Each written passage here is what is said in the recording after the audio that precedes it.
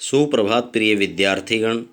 मैं हिंदी अध्यापक जंगीर सिंह आज कक्षा 10वीं के विद्यार्थियों को नेताजी का चश्मा पाठ के लेखक श्री शिवम प्रकाश पढ़ाने जा रहा हूं।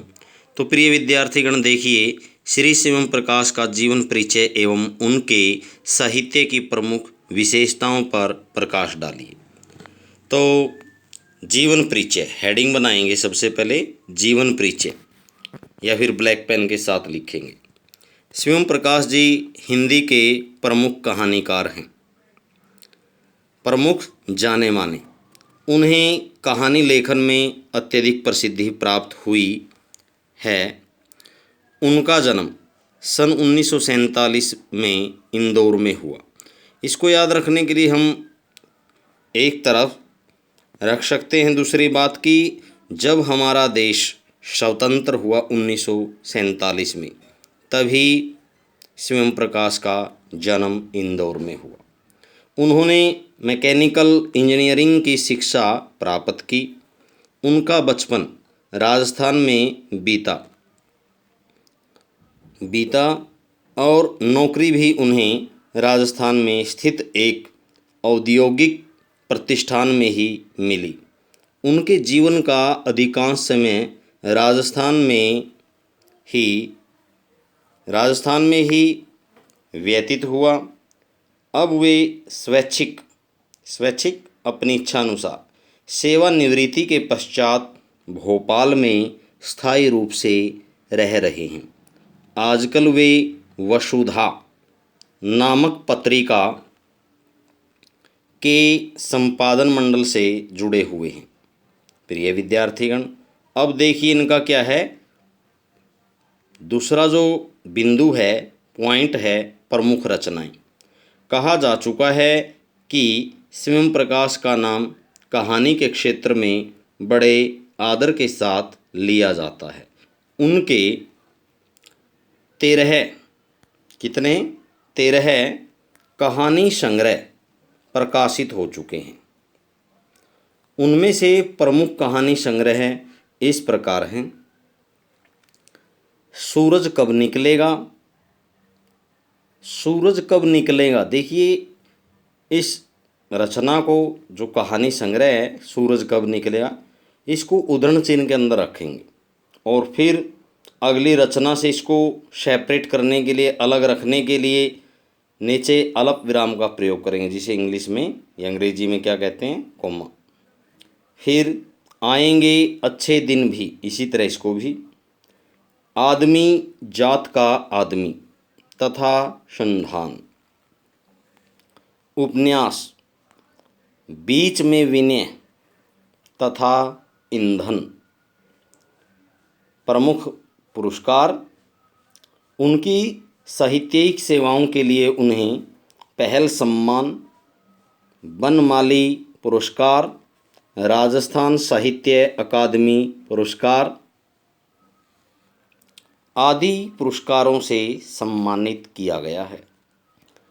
और बिंदु नंबर हमारा है 3, साहित्यिक विशेषताएं। श्री शिवम प्रकाश की कहानियों एवं उपन्यासों में मध्य वर्ग के जीवन के विविध पक्षों पर प्रकाश डाला गया है।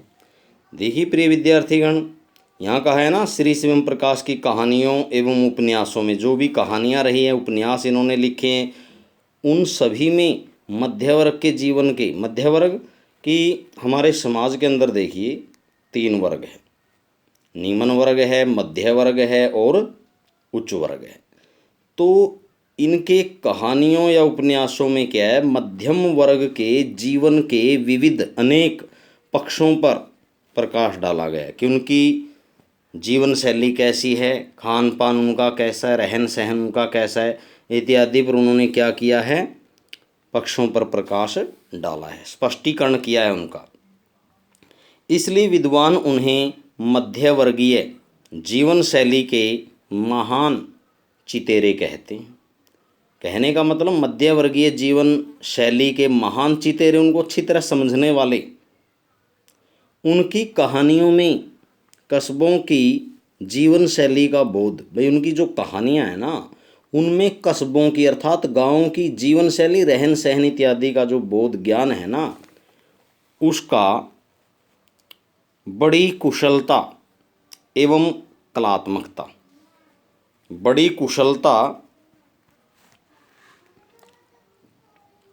कुशलता एवं कलात्मकता से अभिव्यक्त हुआ है। वे देशभक्ति की नारेबाजी के विरुद्ध हैं।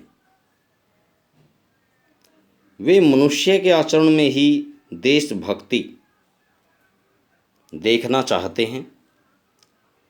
कहने का मतलब नारेबाजी इत्यादि में नहीं, बल्कि मनुष्य के आचरण में ही, स्वभाव में ही देशभक्ति देखना चाहते हैं। वो चाहते हैं कि प्रत्येक व्यक्ति के मन में, हृदय में देश के प्रति सम्मान हो, देश में रहने वाले लोगों के प्रति सम्मान हो, देश की हर वस्तु से उनका क्या हो, स्नेह हो, प्रेम हो, प्यार हो, हर स्थान से। उन्होंने अपनी कहानियों में जातिगत भेदभाव का जोरदार शब्दों में खंडन किया है।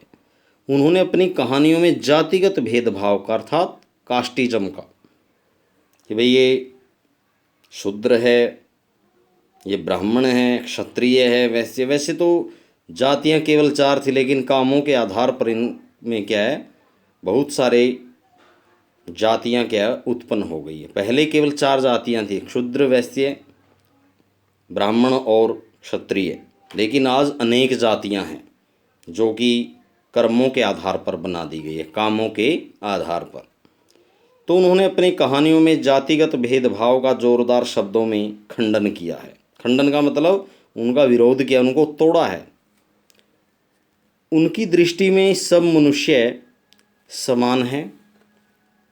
वे सामाजिक विकास के मार्ग में आने वाली हर बुराई, भाई सामाजिक जो विकास का मार्ग है, समाज में रहते हुए विकास के कार्य करने में जो आने वाली हर बुराई है, रूढ़ी रिवाज है, अंधविश्वास है, उन सब को जड़ से उखाड़ कर फेंक देना चाहते हैं। कौन?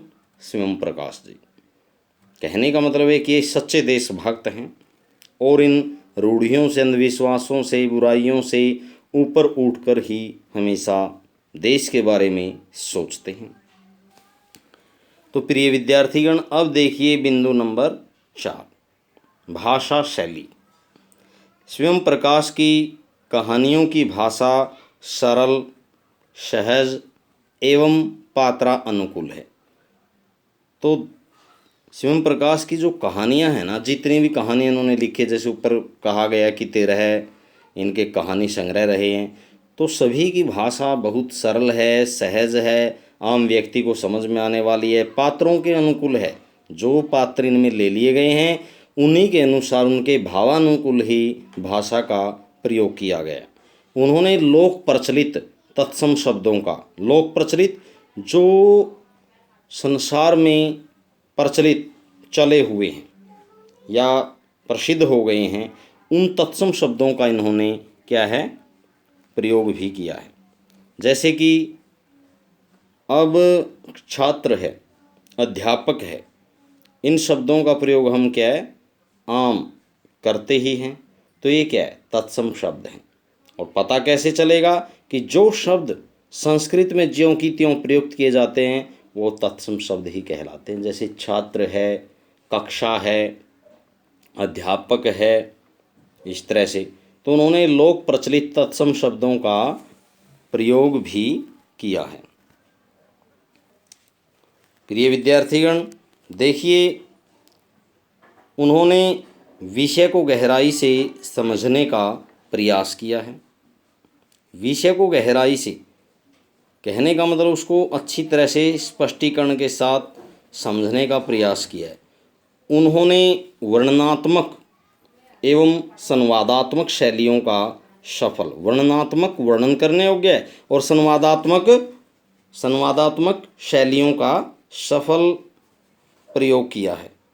रोचक किस्सागोई शैली में रचित उनकी कहानियाँ हिंदी की वाचक परंपरा को समृद्ध करती है। तो प्रिय विद्यार्थीगण, देखिए हमारा हो गया आज नेताजी का चश्मा पाठ का जो लेखक है स्वयं प्रकाश, ये पूरा हो गया है। और आशा करता हूँ कि आप सभी इसको अच्छी तरह से याद करेंगे, अपनी नोटबुक में लिखेंगे। धन्यवाद।